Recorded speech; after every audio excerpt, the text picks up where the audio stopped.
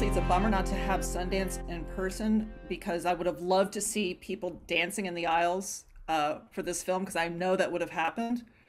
But I have to say at the same time, it really the vibe completely communicated, I felt like, to me on my couch. It was real. It was, which honestly I wasn't sure that was going to be the case, but it really was. How did you know where to start with this? How did you because even? we made it on our couch too. No, as far as how do I know where to start with this film? Um, because of my experience in curating festivals and doing shows, like either with the Roots Picnic or often there's times where the Roots are kind of like the house band for like 12 different acts on the show, and then it's my job to put all the pieces together and okay, this song is exciting and this song and then it leads to that and da-da-da. So I'm always thinking of like the establishing and then the rising action, then the climax and then the falling action and then the end. So it really starts with going through. There's 45 hours of footage in these reels that we found in the basement, and I'll say that I probably had to do maybe 6 or 7 rounds of just sitting through all that footage and either like directly watching it and studying it or just having it on in the background and something catches my attention, that sort of thing. um I wanted to take note of what just gave me goosebumps, like, Mhm. what is that? And the first moment for me was watching Stevie Wonder do a drum solo. And I figured, it's on brand because I'm a drum. If you notice, there's a lot of drum moments in here. In this, there's too many drum moments. Like I think when I was watching it the other night, I told my girlfriend, I'm like, oh man, did I put too much drums in here? Like, are people like, am I nerding out on my craft of being a drummer a little bit too There's much? never too many drums. Yeah. And so for me, I felt that the whole world would have had the reaction like, wow, I never knew that Stevie Wonder wasn't like, we know he plays everything. We know he's a musical genius, but it's a whole nother thing to just watch him do a drum solo, like a real drum solo. And so I was like, that would grab me by the collar instantly. And so I knew that was the intro. And the same for the end, watching um, Nina Simone perform. There's a performance of Nina Simone in 1977 at the Montreux Jazz Festival that it had me in tears. Like, there's a point when Al Sharpton says that Nina Simone has this great duplicitous nature of expressing rage and mourning and also hopefulness and defiance. And she masters it, and she does it in such a regal um, air of importance about her that it's just, I mean, it's one of those things where like, yeah, she could sing the yellow pages and the white pages, old reference kids, um, and it would make sense to you. And so I felt that was a powerful ending. So it's like I wanted to have an intro just as strong and gripping and an ending just as strong and gripping, and then right in the middle, I think that's where you sit the most powerful, meaningful moment, which was, in my opinion, uh, Mahalia Jackson Hmm. passing the baton to Mavis Staples and them singing Precious Lord together. Like, man, it's that once we had that, then it's like figuring out a puzzle. Like, where do the other pieces fit in? How much did you know about this concert before you started the film? Uh, that's what really drew me in, because when David Dinnerstein and Robert Foyland um, approached me about this, in my head, I was like, well, okay, I know about Soul to Soul, I know about Watt Stacks, um, and I was like, there's no, like, that's it. Like, maybe I thought maybe it was like a remix of that, but they kept saying the Harlem Cultural Festival, and I was like, I never heard of this. And then when they said it, my ego kicked in because, you know, at that point I thought like my all-knowing Questloveness should have known this. And I hate, you know, I live in a world where I talk to a lot of record collectors and pop culture collector people, and you know, the game we love to play is sort of like, you know, getting one up on you. You know, you engage in a conversation with someone like Biz Marquee, and he has to have all of these like action figures that you don't got, or a particular album that he found at a rummage sale in Iowa somewhere that you don't have. And I felt like they were trying to stunt on me. Like, wait, there's no way that Stevie Wonder, uh, the staple singers, Sly and the Family Stone, and Nina Simone, and BB King, and all these greats gave a free performance for 300,000 people, and it's nowhere on the internet. Like, that's impossible. And they were like, yeah, not only that, but there's you know, we have over 50 hours of it on tape. And I was like, how is this kept under wraps? And that's the thing. They explained that nobody was interested. And that's what gripped me, because it's like I personally live a life in which musical gatherings and musical moments defined my life. Like being 12 years old during the height of Thriller defined my life. Being 6 years old when Saturday Night Fever was at its apex, that defined my life. Like I was there to see Michael Jackson first do the robot on Soul Train. I was there to watch him do the moonwalk on Moontown 25. I was there for breakdancing. I was there to watch, you know, Grandmaster Flash scratch for the first time on wax. Like I was there for so many like Apollo moon landing moments of music. And I wonder like what would this meant to a kid growing up in a life of music at the age of 2, to know that this, like, what would my life have been had this been the moment that defined my generation? Just like Woodstock still defines my generation. Like, you know, there's Hendrix, there's so many performances at Woodstock that still define me now. Like, but just what would have happened if this was allowed a seat at the table? How much of a difference that could have made in my life? And that's sort of the moment that extinguished any doubt that I could do this, because I did have this little imposter syndrome. Like, I never did this before. Like, why do they trust me to figure this out? And, you know, fear had me for like maybe 3 weeks, and I didn't want to do it. And let me just produce it and find someone real to do it. But after watching that footage, I felt a sense of importance. Like, okay, I've told stories and taught classes all my life, and now this is my chance to right a wrong and really put history in awesome context. One of the things that I really love about the film is that it works both as just for the sheer pleasure of the music. The music is just incredible, Mm-hmm. and you did pick a bunch of goosebump moments. It's just like it's really, really strong. And at the same time, I feel like it is a way of framing a whole cultural moment of what was going on then and how we've seen that reflected or not now.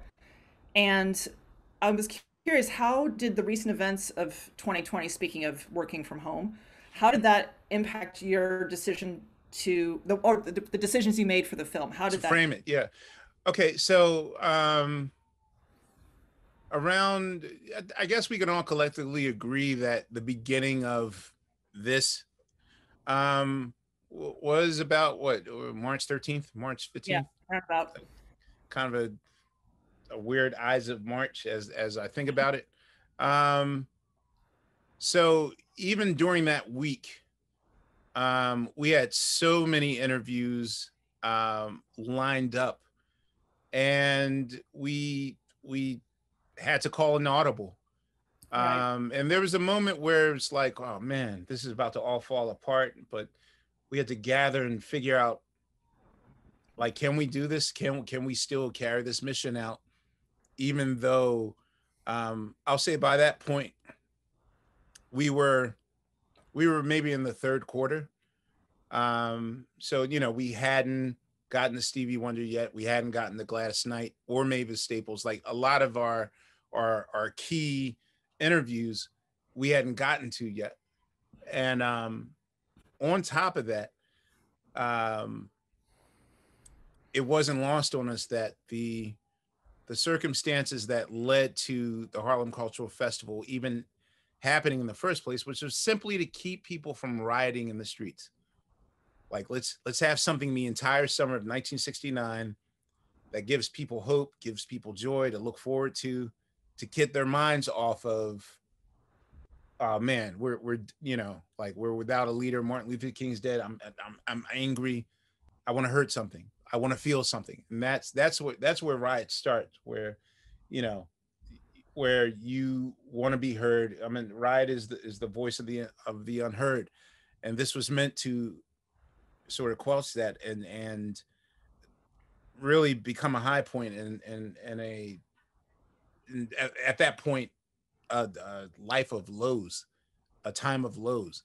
And so suddenly all those same issues were creeping back 50 years later. So the irony was not lost on us. And, you know, we thought about it like, well, okay, should we start doing footage today? Should we start, you know, comparing the two and seeing? But I'm so glad that, you know, between Joseph Patel, my producer, you know, he said, you know, like I think let's give our audience some credit. And oftentimes people create art and they have to sort of dumb it down and spoon feed it to their, and that wasn't necessary. I think that people could clearly see that what we're watching in this movie is happening right now. And that's what makes it important. So yeah, the temptation to sort of correlate and amalgamate the same issues that are happening right now, I entertained that thought maybe for like a week or so, but then, you know, just stuck to the initial plan of just showing the circumstances that led to that concert. And you as the viewer could clearly see that it was still happening now 50 years later. And I think people got that. No, I think you did a brilliant job actually of balancing the performances and the talking heads, because Mm-hmm. that, you know, I never felt like one overwhelmed the other, and they complemented each other really well, and all in under 2 hours, which is like no small feat. So hard. Yeah. My initial cut, like, you know, I'm gonna be fully transparent. Like there were some amateur hour moments where like the initial cut was kissing 3 hours, 3 hours and a half. And you know, I thought, well, you know, Woodstock was 3 hours, and then, you know, but I didn't, yeah, I'm that guy, you know, initially it was just going to be the performances, but the way that I watch movies, and this really comes from uh living on a tour bus. You know, I've been touring with the Roots since, you know, we started in touring in late 1993, and then up until the Tonight Show 2009, I'll say that we've done about 200 plus shows every year. So if you take that 17-year period between 93 and 2009, the way that I watch movies, I'm a director's commentary person. I'm an Easter egg person. I'm a Criterion Collection person. So I guess finding that balance of not disrupting the performance and to give you these like pop-up video moments, because not even that I want to context the time, but I also want to give context to the creativity. Like the number one thing I wanted to know from that Gladys Knight and the Pips performance was just like, you go watch the Pips alone. The Pips are like the only backing group that could almost threaten the headline, because your eyes are always on how they translate, you know, I Sure. drink a cup of water and brush my teeth in the morning. They're like they're just the way that they you know, and so I had an obsession with Charlie Atkins, who, you know, did so much for the Supremes and the Temptations and the Spinners and like all of these acts of the 60s. And so, you know, when it came to Gladys Knight, I just wanted to know about like the creative process and how orchestrated and sharp they were. So, you know, it was a balance between the Easter eggs of creativity and how they did certain things, and also about living in that time period and the greater meaning of the importance of being an artist and using your voice for a movement. Were there any films that inspired you in terms of how you went through the process of making this? You know, I mean, as I said, you know, there wasn't a moment where I like took a crash course in like, okay, well, how do I do this? Like I've always I'm the guy that sits in the audience and watches every documentary. And, you know, much to the chagrin of whoever my date is at the time, because they know that I'm gonna say, that was the wrong year. It wasn't that. It was da da da da da da da da da. And, you know, not to mention the one of the conversations I had, Josh, my editor, was that I said, you know, rhythm and musicality is really important to me. So the one thing that I would like to see that I don't see in documentaries is this sort of this rhythmic editing. So you see it a lot in Stevie Wonder's drum solo, but there's also a sequence about the Apollo landing. Stevie Wonder's performance happens during the Apollo landing, and there's a moment where it's mentioned on stage and the audience starts booing. And I was like, wait a minute. I thought it was a landmark moment in America. Like, I thought, wait, we love Man on the Moon, right? That was, and then once we started digging in there, and then found footage of, you know, them interviewing the audience members about the moon landing, and suddenly I was like, whoa, this is something I never knew before. Like, I thought like we were all in agreement that Man on the Moon was an important thing, and then so we were trying to figure out like what's a way that we can use this moment to express the contrasting opinions of Black America saying that no, we still have work on Earth to do and you guys are in the moon, and white America being like, this is the greatest thing ever. And so just that whole sequence during the Staple Singers, There's Been a Change song is for me like, you know, that to me is a moment where I wanted to create something that I'd never seen in documentaries before. And that is, you know, kind of this rhythmic editing process that I just wanted to create something that I didn't see in other movies before. Well, that's one of the things that's exciting to me about this film because, I mean, at this point, documentaries are, you know, almost ubiquitous. There's, you know, they've become like a driving force of so much in film and TV. And when you Mm-hmm. actually see something new, it's really startling because it just doesn't happen that often. I mean, one of the moments that really got me in your film was when Sonny Chirac was playing. And full disclosure, I did not know who Sonny Chirac was at all. But I heard that and I'm like, does Thurston Moore know Sonny Chirac? Because that sounds just like Sonic Youth. Right, Sonic Youth, right, exactly. Yo, you get me. Thanks. Oh man, yo, I'm telling you, like, so much magic wound up on the editing floor. But there was a moment where, oh God, thank you for giving that reference. Like, you really, you absolutely validated me right there. I was like, someone out there has to get this.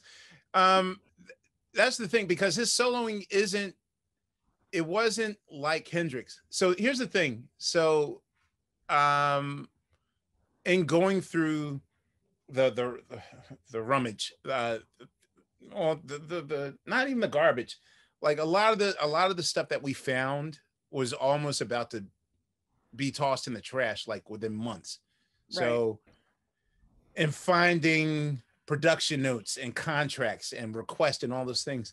So we learned that well, we learned that Aretha Franklin was supposed to perform and last minute canceled, which is why you get so much staple singers. And then we found out that the one artist that was expressing interest in doing this festival that they thought might be a little over their heads was Jimi Hendrix. So Jimi Hendrix was going through a change of himself. Like, you know, soon he would do Band of Gypsies, and unfortunately, you know, in April he would pass away. But um, he was going to a place where he wanted to get back to his blues roots and really reach the Black audience, and thought this was the moment for him to do this. Now, subsequently, he would do shows at night around this time period in various nightclubs with like blues guys. And so there's a moment where I was like, okay, so they felt that Jimi Hendrix was a little bit too wild and too crazy for this. So I'm wondering how Sonny Sharrock got through, and Right. his level of soloing was beyond just loud rock guitar. This was like, all I heard was anger. And, you know, I noticed that there was a common theme throughout these performances. In David Ruffin's performance, I didn't know that he had I didn't know that he had a high soprano, that he really screamed. Like, he didn't do that much in the Temptations, but in his solo performances, he was yelping and yelling. And then the same for the Fifth Dimension. Billy Davis Jr. was not screaming and all that stuff, and none of the other Fifth Dimension performances I saw. And then on top of that, all the gospel acts and so what we soon discovered was that there's just, I was like, there's a common denominator between, like, is this rage? Is this therapy for them? Is this their means of expressing an anger that they're not able to get out? You know, Black America is just coming to grips with the term like mental health in Right. 2020. And, you know, I mean, I've been a guy that's sort of dabbled in that for the last 20 years. So, you know, I get it. Like, there's sort of like a shame thing. And normally, like, we hang on to religion or hang on to other things, but we never dealt with mental health. And for me, that Sonny Sharrock guitar solo to me was the most important thing that I begged. Like, this has to be included because uh, I need for people to know that this is how Black people expressed their feelings and their rage. And, you know, Greg Tate marvelously explains that there's a release and catharsis in getting rid of this anger. And so, but then there's a whole, you know, montage of just screaming and all that stuff. And I wanted people to know that, because even when I was showing the raw footage to like any millennial born after like 1991, 95, I mean, even some born in 2000, they just thought it was funny. Like, hey, he's going crazy. That's funny. I was like, no, that's anger. That's anger. Like, that's you listening to trap music with your friends and all that sort of things. And Or punk rock to me, even. that was so, yes, it was so important. But I'm so glad you caught that reference, because yeah, it was beyond that. Oh God, you know, I, as a guy on Geffen Records for the longest, yeah, Kim and Thurston mean a lot to me. I'm glad you caught that reference. They're one of my all-time favorite bands ever, full stop. Yeah. Now to get them in Um, the Rock and Roll Hall of Fame, I'm working on that. good. It's about bloody time. Yeah. Okay, we've just got a couple more minutes left, so Okay. I have a few more questions. Do you have any advice for the next generation of filmmakers? Wow. I feel like I am the next generation of filmmakers, and I I was gonna need all say. the advice. I I need all the advice in the world. You know, full disclosure, I just signed on to my next project now, so I'm starting this process all over again. You know, and literally like last month, I was just like, okay, I just turned 50. Like, is this the next phase of my life? Like, am I a real storyteller? Like, am I now going to take all these ideas I've ever had and put them on film? Like, is this my moment? So I will say that as a first time filmmaker, and everything I do, there's always a trepidation and fear an apprehension, like, can I do this? Can I not do this? But if there's one lesson that I learned in 2020 is I learned to just to listen with my heart. Oftentimes my brain will try to out logic me, but you don't have experience. You didn't go to film school. You didn't did it. You didn't did it. But no, you got to go with your heart and really really listen. Sit in silence and listen to your insight, your gut. And so that's my advice. I'm a first time filmmaker, and I I never knew I had these magic powers in me, but damn it, I'm going to use them for good. So that's my advice. That's really good advice, actually. Thank you. In the in the last gnarly year we just had, was there a specific person or a community that helped you through it? Yeah, I discovered a gentleman named Dr. Joe Dispenza. And full disclosure, like ever my I won't say my current girlfriend, like I'm gonna have a bevy of them in line. My girl has been trying to get me to um really settle into a spiritual side, like less work. I was the guy who's like 19 jobs, working on this project, working on that project, and really never stopping to reset myself. And she's like, you're like a cell phone that's on the last of its batteries, and you don't fully charge and you don't do those things. And I just used to laugh at people that like meditated and did yoga and all those things. And then I became that person. So um, I read a lot of Dr. Joe Dispenza, especially in the beginning of quarantine, where I didn't know if I was coming or going, and that really really helped me um, discover like who I was, and to really let go of this whole matrix bullet dodging thing of I'm quick to do that. Like when something important happens, oh, I don't want to do that, and let all these moments of magic happen. So I'll say that Dr. Joe Dispenza is kind of the seed that opened up my mind to what I'm capable of. I am making a note of that name. Yes, absolutely. Okay, last question. Yes. What is, from your perspective, what can be done to ensure that there's enough space in the film industry for everybody to be heard? You know, it's it's it's happening. Whether I feel that people don't control who gets that space. It's happening now, and that's one of the bigger that's one of the debates that we're kind of having right now. It's just that there's a whole generation of storytellers that are on YouTube right now that are so creative, and people that use this to tell a story. And I know that we're and as an older person, I know about you know clutching your pearls and hanging on to tradition. And no one wants to see. There was a period where like CDs came in and no one wanted to let their, like, I'm a guy that owns 200,000 of these. I made a life of collecting records. 200. 200,000? Yeah, I have 200,000. Right now I'm in a room with just maybe like 2,000 of them. I'm in my New York apartment, but I have a warehouse of 200,000 records. um so who but me loves tradition.